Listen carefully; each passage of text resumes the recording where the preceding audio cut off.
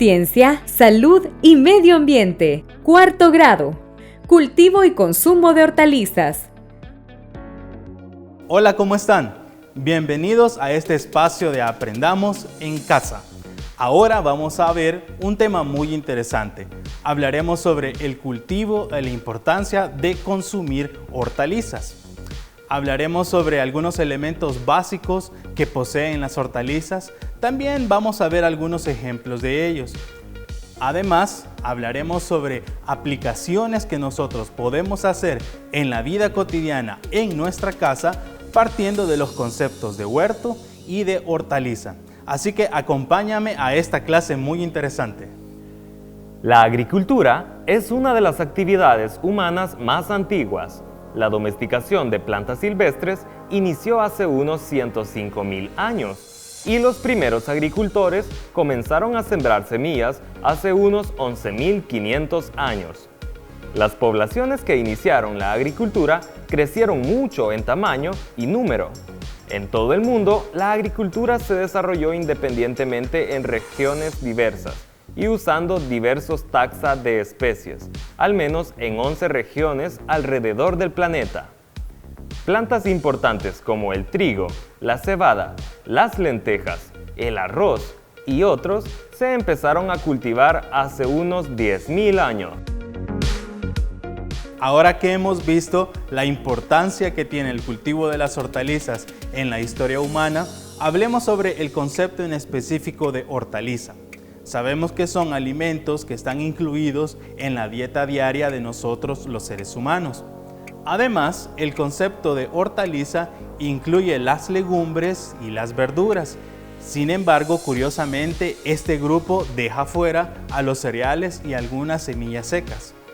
Hablando del cultivo de las hortalizas, por lo general, esto se hace en espacios llamados huertos, que pueden ser al aire libre o en espacios cerrados.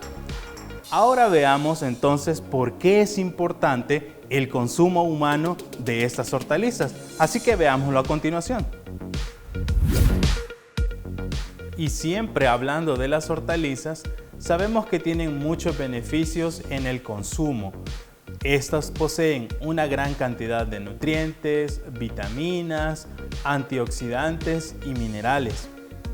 Todo esto o estos elementos que contienen las hortalizas va a depender de la especie o del tipo de vegetal o verdura que nosotros consumamos. De hecho, hay algunos ejemplos de verduras y vegetales muy conocidos que nosotros ocupamos en la comida diaria en nuestras casas.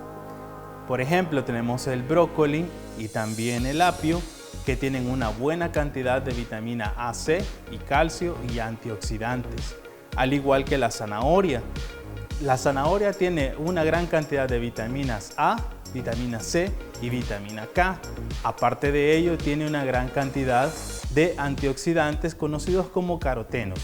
Los antioxidantes pueden ayudarnos a protegernos de enfermedades degenerativas como algunos tumores y algunos tipos de cáncer. Al igual que el chile verde, la cebolla y la papa, aparte de contener muchas vitaminas, también son fuente de agua metabólica. Esto quiere decir que en el cuerpo vegetal de todas estas hay una gran cantidad de agua que nosotros también la consumimos cuando las comemos. Por lo tanto, aparte de brindarnos minerales, vitaminas y antioxidantes, también las hortalizas nos brindan agua metabólica que nuestro cuerpo también la procesa.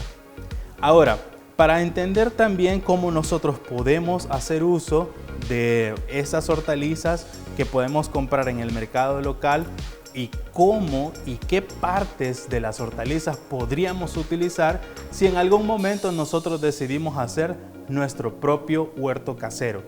Pues lo que parece una mesa para una clase de cocina, en realidad en estas muestras lo que yo tengo y el propósito para esta ocasión es mostrarte algunos ejemplos de las partes que se pueden utilizar de las hortalizas para poder generar o iniciar tu propio huerto.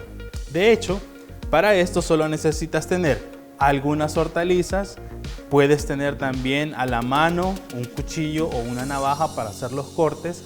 pero debes de tener mucho cuidado en el uso de esto y de hecho es mejor que lo hagas bajo la supervisión de tus padres o de un adulto responsable. Para nosotros poder iniciar nuestro propio huerto casero sin necesidad tal vez de semillas en algunas ocasiones, por ejemplo, con el apio nosotros debemos de identificar algunas partes del cuerpo del apio que son los meristemos. La palabra puede sonar un poco complicada, pero en realidad no es tan complicado identificarlo. Los meristemos son los brotes de las raíces o de los tallos o de las hojas, en el caso de las cebollas y cebollines. Lo que nosotros tenemos que hacer es identificar estas zonas de crecimiento y hacer los cortes. Por ejemplo, en el tallo, que en este caso es el apio, porque los apios son los tallos, lo que nosotros vamos a hacer es un corte bastante cercano al crecimiento de la raíz, como el que yo estoy haciendo acá, y luego con esto nosotros lo podemos colocar en un recipiente con agua, lo remojamos y podemos colocar algunos palillos de dientes atravesados para que pueda servir de sostén y el agua cubra por lo menos la mitad de la raíz. Con esto se puede hacer que el brote del apio pueda volver a germinar produciendo nuevos tallos, y una vez que hayan nuevos tallos y nuevas hojas podemos extraerlo del agua y llevarlo a una maceta con tierra. Al igual que el tallo del apio, nosotros también podemos hacer brotar una zanahoria si sabemos dónde cortar. En este caso, en la zanahoria, el corte que podemos hacer es cerca de donde están las hojas o donde crecen las hojas. Es el mismo proceso que hicimos con el apio, podemos hacer con la zanahoria, cortar este pedazo y luego llevar justamente esta zona de crecimiento hacia un recipiente con agua. Lo podemos sostener con palillos o con otra clase de sostén y una vez haya brotado la hoja, llevarla a la tierra. Con el caso de los chile verdes, si nosotros quisiéramos tener una plantación de chile verde, basta nada más con cortar y llegar a las semillas. Lo que podemos hacer es extraer una o dos de estas semillas y colocarlas directamente en una maceta con tierra. Ahora bien, si nosotros queremos sembrar una cebolla, justamente tenemos que hacer el corte cerca de la raíz o cerca del tallo, y al igual que la zanahoria y el apio, colocarla en agua por unos días para que brote y luego llevarla a una maceta con tierra. Y en el caso de la papa es mucho más fácil, solamente debemos de colocarla en una maceta con tierra y dejar que la papa germine a través de las diferentes yemas que contiene en su cuerpo o en su estructura. De hecho, incluso las papas pueden germinar en lugares como la refri. Si nosotros dejamos una papa olvidada, podemos encontrarnos con que ha germinado con brotes de tallos y de hojas. Así de fácil es como nosotros podemos iniciar un pequeño huerto casero en una maceta o en una caja o en el recipiente que nosotros consideremos más apropiado. Muy bien. Hemos visto que las hortalizas tienen una diversidad de ejemplos y de hecho, como hemos visto también, hay muchas partes de las hortalizas que son consumibles, es decir, que se pueden comer. Algunas de estas partes de las hortalizas que se pueden comer son las raíces, los tallos, las hojas y los frutos. Nota que son los frutos, no quiere decir que sean las frutas, porque las frutas como grupo no está contemplado o está excluido del grupo de las hortalizas. Recuerda que tampoco están incluidos en las hortalizas los cereales. Cuando hablamos del fruto nos referimos, por ejemplo, al pepino o al tomate, que en realidad también son considerados dentro del grupo de las hortalizas, pero no así las frutas de sabor dulce. Ahora, como tú puedes observar acá en la pizarra, También hay alguna otra clasificación general con respecto a la cantidad de carbohidratos que almacenan o que tienen en el cuerpo vegetal algunos tipos de hortalizas. De hecho, los clasifican de una forma bastante general: grupo A, grupo B y grupo C, de acuerdo a la cantidad de carbohidratos presentes en ellos. Como podemos observar, en el grupo A están aquellas hortalizas que poseen en su cuerpo un 5% o menos de carbohidratos en su estructura. Algunos ejemplos de este grupo de hortalizas son la lechuga, el apio y el rábano. Ahora, el grupo B va ascendiendo la cantidad de carbohidratos porque en el grupo B se encuentran aquellos que tienen entre el 5 y 10% de carbohidratos en su estructura. Un ejemplo o ejemplos de ellos son la cebolla, la zanahoria y los guisantes. Aparte de esto, el grupo C, que es el grupo que poseen más cantidad de carbohidratos en su estructura vegetal, más del 10% para ser específico, es decir, del 10% hacia arriba son las hortalizas que pertenecen al grupo C. Un ejemplo de ellos son la papa, la yuca y el camote. De por sí, este grupo de hortalizas del grupo C, has notado que tienen una estructura o tienen una consistencia bastante parecida, como arenosa o almidonada a la hora de comer. Es por eso que es una característica que poseen todos estos grupos de hortalizas.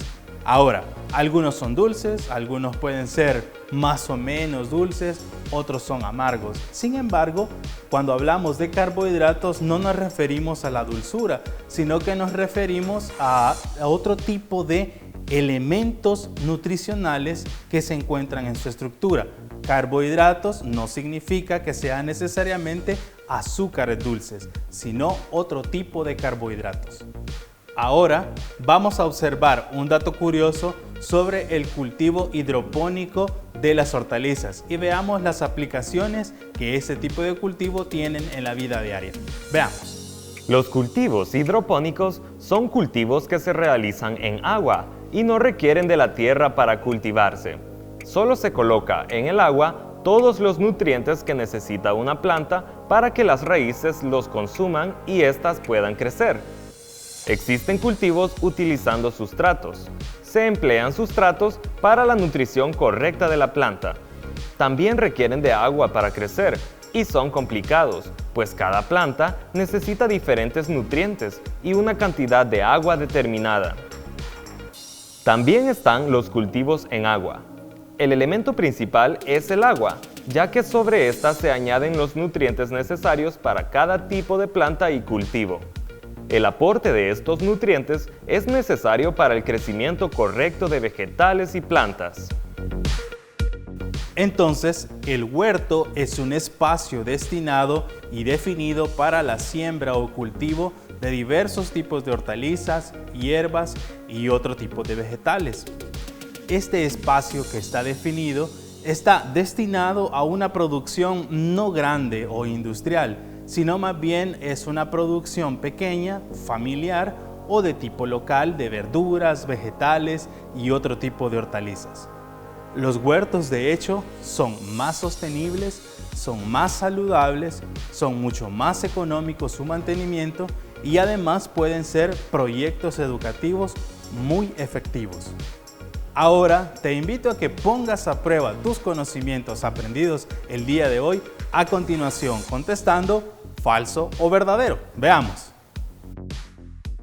Las hortalizas son frutas comestibles cuyo cultivo se realiza en huertos.